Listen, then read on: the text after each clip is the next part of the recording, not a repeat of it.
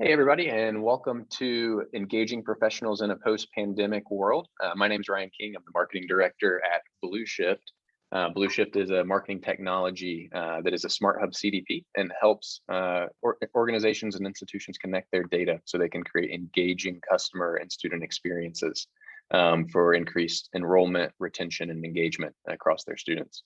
I'm joined today by Lauren Burns, the Assistant Dean for Marketing and Enrollment for the School of Professional Studies at Wake Forest.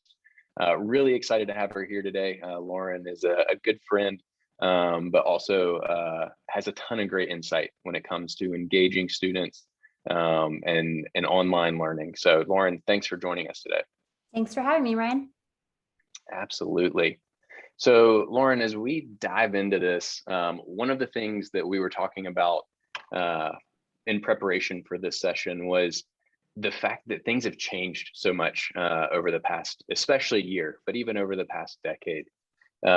We titled this Engaging in Professionals in a Post-Pandemic World. Unfortunately, when we were planning it, felt a little more close to a post-pandemic world than it may feel like right now.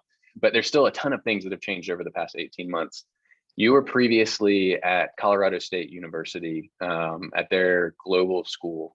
And help build that to what it is. And now you're doing that at Wake Forest. From your point of view, what's been different standing up one school in Colorado and now kind of starting it from scratch a little bit with the School of Professional Studies with Wake? Yeah, great question. So it might be a little more than a decade that we started CSU Global Campus out of the Colorado State University system in Colorado. And, at that point, this was 2008, 2009, really the only reputable and viable online options were for-profit schools, which we know now, and at the time, I think some consumers knew, maybe weren't the most reputable, maybe weren't putting students first and doing some of the more ethical things that higher education institutions should be doing.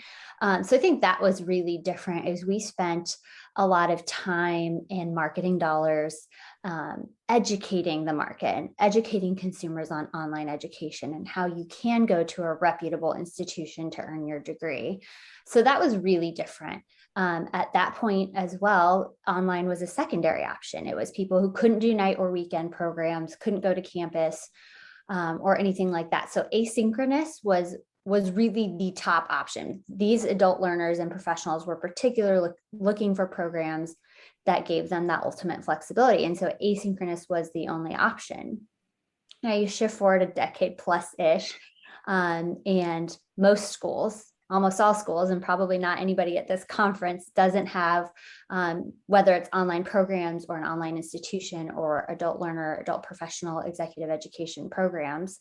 What we're seeing is this shift where people still are going online because they need that flexibility, but they don't necessarily want completely asynchronous program. They want the option to have a completely asynchronous program. If I can't attend a live session, they don't want it to be counted against them. They want to be able to watch it later as a recording.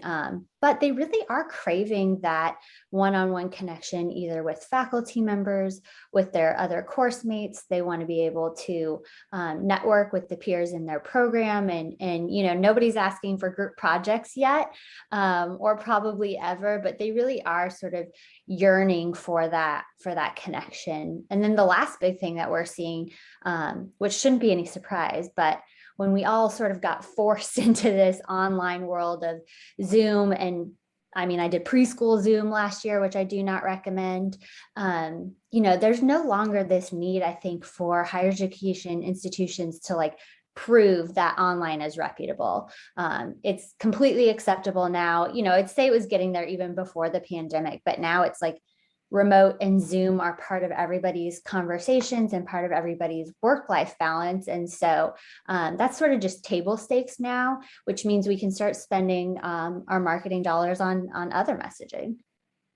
Yeah, that's great. It's really evolved from having to, like you said, almost you were educating about education on what was available and the fact that you would get the right level of education in an online environment, the same quality. Whereas now it's just kind of a given. At the risk of dating myself, I took some early online classes where it was literally you would read a chapter, and then as long as you logged in and posted on a message board once a week, you got the thumbs up. And it's evolved to so much more than that, to your point of like being interactive and collaborative, which is really a testament to the technology that's available now. Absolutely. So you mentioned Zoom being a thing that we all do now, and we're all familiar with, for better or worse. With that evolution that we've seen and people being able to consume more on their computer and on their screen, has the competition changed, or the landscape of how you're getting students' attention, has that changed in the past 18 months? So I would say yes. And it's interesting because I think when you normally think of competition, you think of other schools and other universities that are like you, or maybe in your conference or in your region. But I don't necessarily think that's who our competition is anymore. Our competition is people's attention, right? So because we've all been locked in our houses staring at a computer screen for a year and a half, we're really competing for people's attention and their screen time, so to speak. So, I'm done with all my Zoom meetings at work. Do I want to go watch Netflix? Do I want to go read a book on my e-reader? Do I want to look at Instagram for an hour and a half? Do I have to go look at my kids' Zoom for an hour and a half? What does that look like? So we have this interesting mix of people have major Zoom fatigue, but yet screen time use, social media use, Netflix use is at an all-time high. And so that's really where I think our competition is how do we fit in to, this very like forced screen time versus social screen time, and how do we make our experience in the classroom engaging and enjoyable so that it doesn't feel like Zoom fatigue, while we don't have tigers and really cool mullet haircuts that we can put on TV like on Netflix. But that does seem like a great idea. I don't know if you've talked to any of your professors about, kind of adopting the mullet haircut to increase student engagement, but I feel like that's got some untapped potential. Hey, you know what? I'll write it down. So I imagine that we saw that, sorry to interrupt you, that is interesting is, if you remember, it seems like a really long time ago, we had that like at the beginning of the pandemic, the surge of like the Marie Kondos and the people wanting to organize their life and learn another language. And so that's another form of competition that maybe some people hadn't been previously exposed to, but there is a plethora of information on the internet for things that you can teach yourself. And so you can, take a master class, you can do LinkedIn learning, you can learn how to do anything on YouTube, ask my kids. And so we saw a huge portion of that at the beginning of the pandemic. And so in traditional higher ed, and from what I've always seen, is when big things happen like that in the world, usually higher ed does the opposite of the economy, right? So when the economy is down, and like during the recession, enrollments went up because people had time, because they might have had jobs. It was something that they could do with some federal financial aid, that they could better themselves and make themselves more marketable. But now the economy was doing whatever that flip-flop was, and people were finding other ways to sort of better themselves and other mediums to do some of those things. So it's not the same line by line competition, but it is a competition for where people are spending their time and money on learning. Yeah, that's actually a great point. And just for the record, I was not in the group of people who were doing self-betterment during the beginning of the pandemic. I was in survival mode, not thrival. Survive and advance is our motto in my household. Exactly. So how do you, with all of those resources available, how are you thinking about getting prospective students' attention about the value of higher ed? It's almost a different, going back to our initial topic, it's a different type of educating. It's reinforcing the value of structured learning, and as opposed to going to YouTube. How do you do that? How do you get their attention in that? Yeah, so it's a really great question. And I think as you know, one of my favorite ways to research is just to look at consumer marketing in general.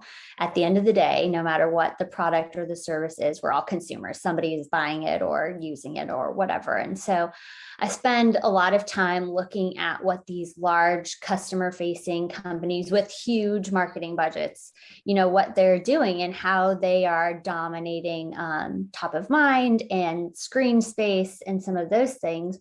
And it really seems like to me, because we are all doing so much on a screen right now, it's really perfecting the online customer experience. I mean, you have to think about it. It has to have a slick UX. It has to be easy to purchase. It has to have flawless execution, unless you have a ship stuck in the Panama Canal, but can't really help that.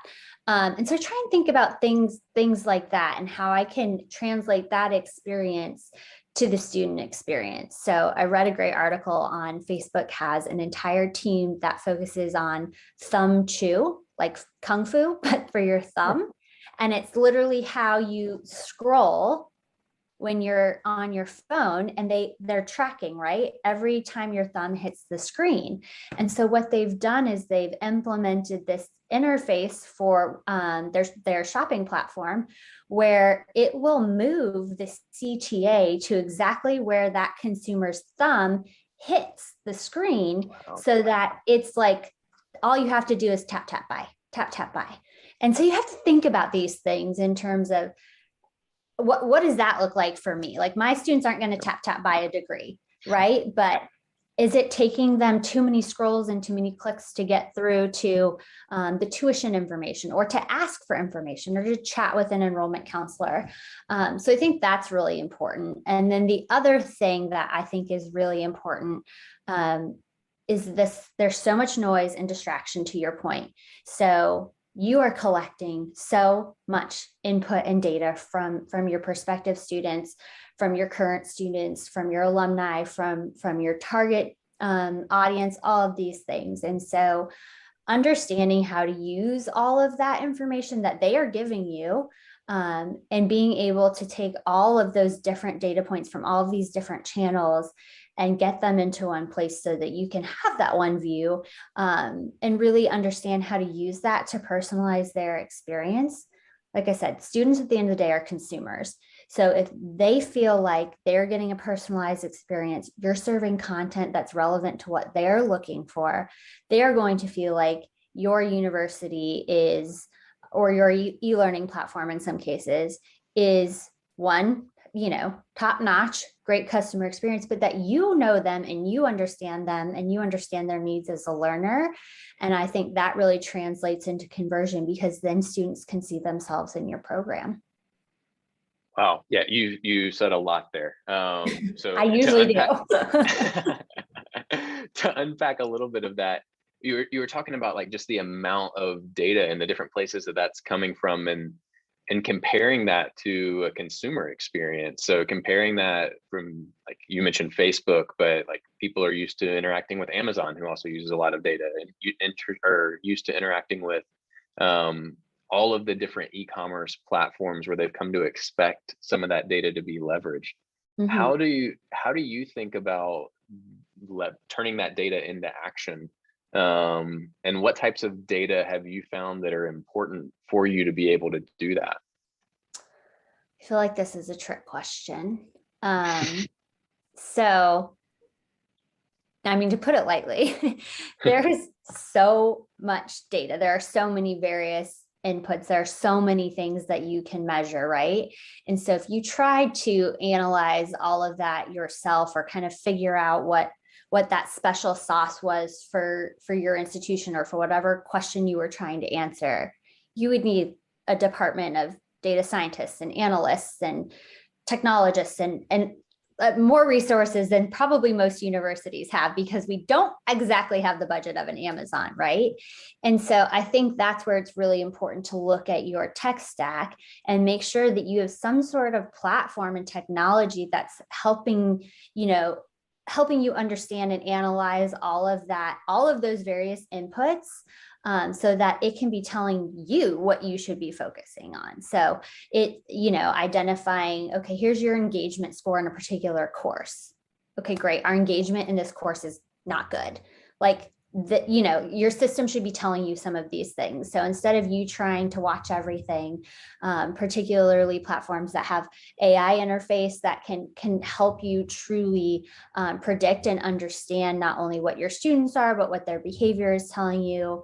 I think that's really important. So I think it's a trick question because you should measure everything in some ways, but you have to know the questions that you're trying to answer and what's most important to you. And then let technology do what it can do to help you solve some of those problems so that you're not analysis paralysis. Yeah. And that's really that analysis paralysis is so easy to fall into when we think about, we have all these different variables that we could optimize on, but what's the right one, and then what's the right order, and what's the right combination, especially with the amount of data that's flowing through your systems, that can get untenable very quickly for human capacity.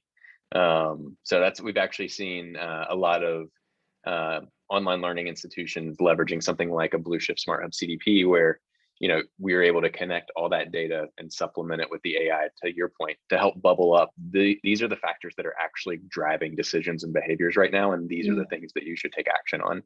Yeah, which is so critical because you cannot watch all of those things, and there are so many different factors from a student. So from a student perspective, it's more than just did they log in and did they get an A in class. So you have to be able to look at some of those other more consumer type behaviors to really get that one view of the student.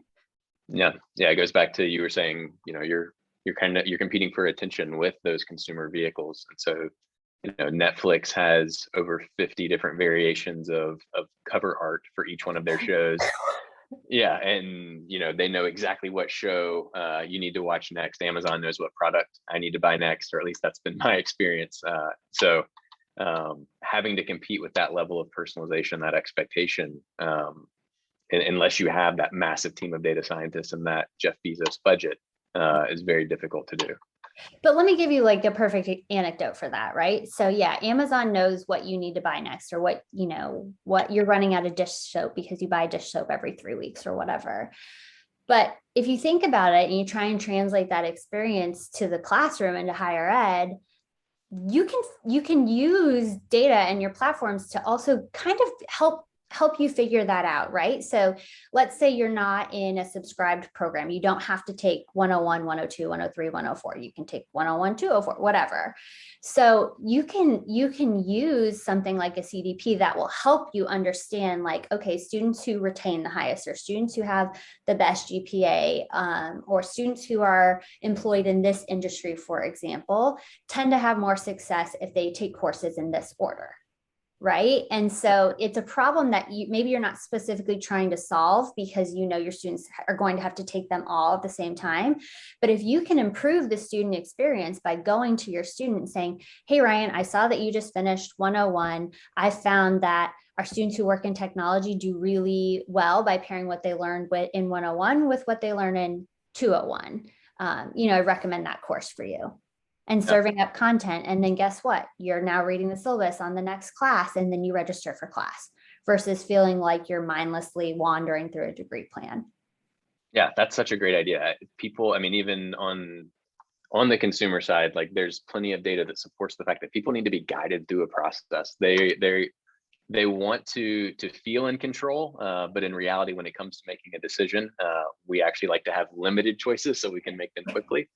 And so being able to leverage too, I'm going to buy this product. I'm going to make the decision to buy it, but it's just weird that this button is right where my thumb needs to be in order to buy the product. Right, but it's 100% my decision to buy the product. Yeah. So leveraging that data to be able to do that and be able to prescribe that is a great idea. And imagine that putting a program in place like that would help increase re-enrollment rates, increase graduation rates, which is what at the end of the day we're all after. Exactly. And you think about the time and the resources that so many schools and universities put into retention programming. And it is, of course, it's really important, and students need to feel supported. But when you're working with adult professionals like we do, that can be really complicated because we might have students who are in China on business. We might have students who, work the night shift. And so they're doing their homework really early in the morning where maybe somebody isn't online to help them. So I feel like if you can use some of those tools to help personalize that experience again, right? The student experience, and serve them the content that they need when they need it, even though you might not be physically there or physically in the office picking up the phone to talk to them, they still feel like they have a partner in the university, because as the consumer is undertaking all this, all they're understanding is like, wow, like this was really easy. I didn't feel challenged, because going back to school as an adult is a challenge in and of itself. Like, we shouldn't make their journey any more challenging. Yeah, I love that. You want the coursework to be challenging, but not the experience. I'm going to steal that. How do you think about that life cycle piece? So not only are you interacting with the student, you're bringing them in. You're working in marketing and enrollment. You're bringing them into the school. You're engaging them while they're at the school, making that process as seamless as possible. And then there's the relationship that happens after school as well. Is that data also something that you're looking at for how to keep people involved with school, or with the school? Yeah, absolutely. So, you can look at it from a more traditional standpoint, like alumni and giving, and really trying to understand what that looks like within the student experience. And with adults, it's a little bit different, right? Like, you might not have to wait until they graduate and then pay back all their student loans before they send you a $200 check every year. Or maybe you might have to wait longer because they have kids and college tuitions of their children's pay and things like that. But, somebody really smart once said to me that if you don't think you work for a technology company, you're right. And I think that really means, like, it doesn't matter if you're working in a very traditional university or the latest ed tech firm. Like, every company is a technology company at this point. And if you don't think of yourself as a technology company, you can guarantee yourself that your competition does.